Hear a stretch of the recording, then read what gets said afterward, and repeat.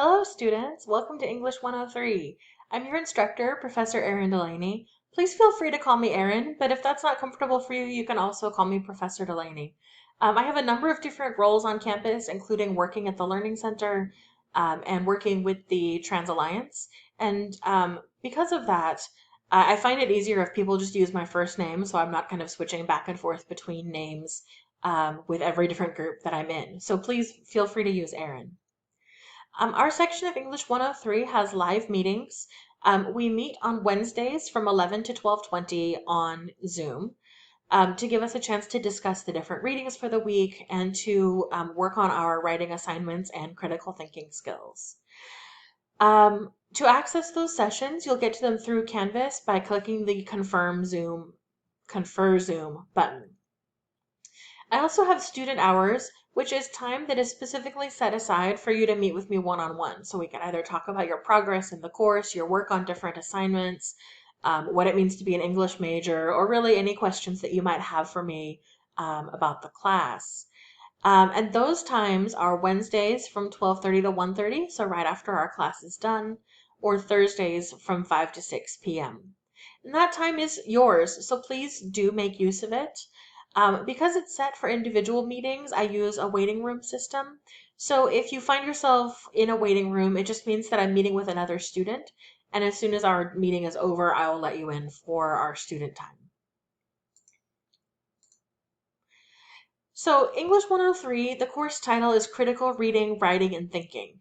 And that's really what we spend the semester doing, is honing our skills in those areas. There's always room for everyone to do better, and I like to think of myself as a coach. So when you submit assignments to me, I give you feedback to help your skills get stronger and stronger as the semester goes by, just as a coach would do in a team sports kind of environment. We have 2 student learning outcomes, which are basically the goals that we are aiming for. By the end of the semester, you should be able to evaluate the strength of written, visual, and multimedia arguments, and you should be able to compose logical, well-reasoned arguments in thesis-driven, MLA-style formal essays. That's what we're shooting for by the end of the semester. In this particular section of 103, we have a course theme on access to the arts. So I was originally inspired by shelter-in-place orders. As soon as we were kind of ordered to shelter in place, I noticed that many different arts organizations started making their material available for free or promoting more strongly materials that was already available for free digitally so that people could continue to have access to the arts even when they were stuck at home. And so that really inspired me to think about how we have access to the arts sort of in our everyday lives, both in the world of COVID-19 and the world before and after COVID-19. So some terms to think about is the word access, which is how do we get to something? And that can have many different levels. It can be physical access. Can I walk into a museum? Can I walk into a theater? Or it can be sort of in terms of the ideas or the representation that's being seen. So if I were a trans person watching TV and not seeing anybody like me, not seeing any other characters or actors who are trans, do I have access to that art at the same level as the folks who see people like them all the time? I don't have the answers to those questions. These are just the kinds of questions we're going to be thinking about. So in terms of access, it's kind of how do we get to something? How well do we get to something? And then in terms of the arts, we would kind of think broadly about what sort of counts as art and why is it important for us to have artistic things, artistic expression and products. What I really like about this theme is that it's really flexible, so you can use the theme to help you address current events if that's what you're interested in doing or not. And by current events, I mean COVID-19, the Black Lives Matter movement, the election, climate change, right? All of these things that are affecting our everyday lives. Or because it's art, you can also choose things that are a little more abstract or esoteric if you need to kind of take a break from current events. So either way, either option is open and available to you. I wanted to give you a little overview of the kind of communication that I do with my students. So every week I'll post overview videos to Canvas. And that basically walks you through the work that you'll be expected to do that week. And I post them on Sundays so that when Monday rolls around and we have a new week, you can hit the ground running. I also send individual texts or emails on Monday, very informally, just to check in with students and see how they're doing. So I send those to everybody every Monday, either by text if you choose to sign up for texting, and we'll talk about that in just a second, or by email. You aren't required to reply to these, but it's just kind of a weekly reconnection between us, and an invitation to communicate with me if that's something that you need to do that week. So do kind of keep your eye out for communications with me on Mondays, but you are always welcome to communicate with me whenever you need to. I use an app called Remind. That's a free texting app. Some of your previous instructors may have used it as well. What I like about Remind is it gives us a level of privacy, so it keeps your phone number private, it keeps my phone number private. But it does allow us to text, which means that we can handle really quick questions back and forth very easily, as opposed to waiting for an email, which could take a little bit longer to receive. It's completely optional to use Remind, but if you would like to use it, all you have to do is text the code at 103 Canyons to the phone number 81010 to participate. You can also remove yourself if you've decided that you don't particularly like texting. You can take it off. And I read and respond to texts between 9 and 9 on Sundays and Fridays. You can text outside of that time, but I can't guarantee a rapid response. Most likely I'll get back to you when I'm back into my texting hours. We're going to take a quick shift over to our Canvas course so I can show you our Canvas notification. All right, so this is our Canvas page. This is where you'll navigate the entire course. If you'll notice on the side, I try to keep things very clean. So the home page, you'll be able to find almost everything that you need from here. I organize myself in modules so that either of those two, either the home or modules, you'll be able to find pretty much everything. Confer Zoom is where we meet for class. So when we have class meetings, you would just click here and that will take you into our Zoom classroom.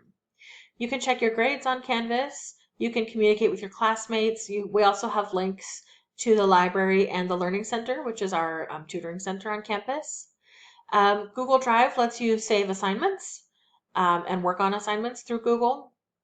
Name Coach will let you record the sound of your name for how it's pronounced, so we can hear how it's pronounced correctly, and also to indicate your pronouns, so we know whether we should use he, she, or they pronouns to refer to you.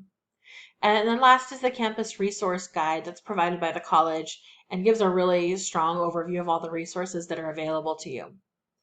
If we do just a quick scroll, you'll see I have pretty much everything organized into modules. The first two modules are not really date specific. The first is the course overview, so it has the orientation letter for the class, the syllabus, how to get in touch with me, and our links for student hours. So if you wanted to talk to me during student hours, you open up the Canvas course. If it's Wednesday, you'll click here. If it's Thursday, you'll click there. The second module that's not really attached to a date are the resources module.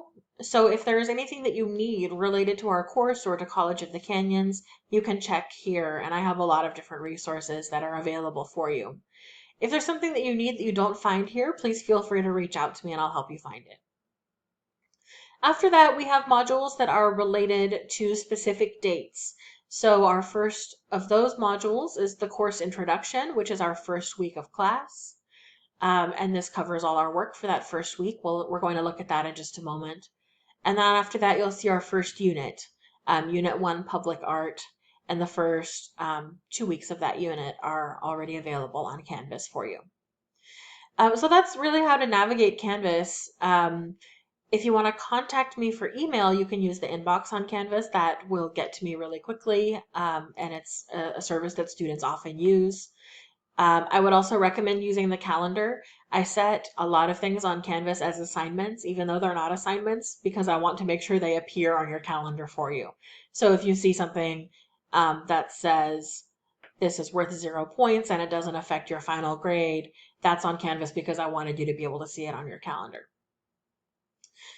So the last thing we're going to do is just take a quick look at our first week of class. You can find all of our course intro stuff in this module. When we click on Welcome to English 103, you'll see a brief overview of the class and then a list of the things that you need to do to check into the class to show that you are present and accounted for on the first day. So log into Canvas. If you're here, you've done that. Watch the course overview video. If you are watching this, you're doing that right now. You also have a short student survey to complete, and this is optional. You can sign up to text with me. So this should be done the first day of class, Monday, August 24th. We also have a short student survey. This is listed as a quiz only because I wanted to have your name attached to the answers. But it just asks some basic questions about you so that I can help get to know you better and design the course to meet your individual needs. You'll also have a few readings and videos for the first week, so the links to those are here. You have an article as well as 2 videos to help give you an insight into our topic about access to the arts. You have some information about our first live session, which will take place on Wednesday, the 26th.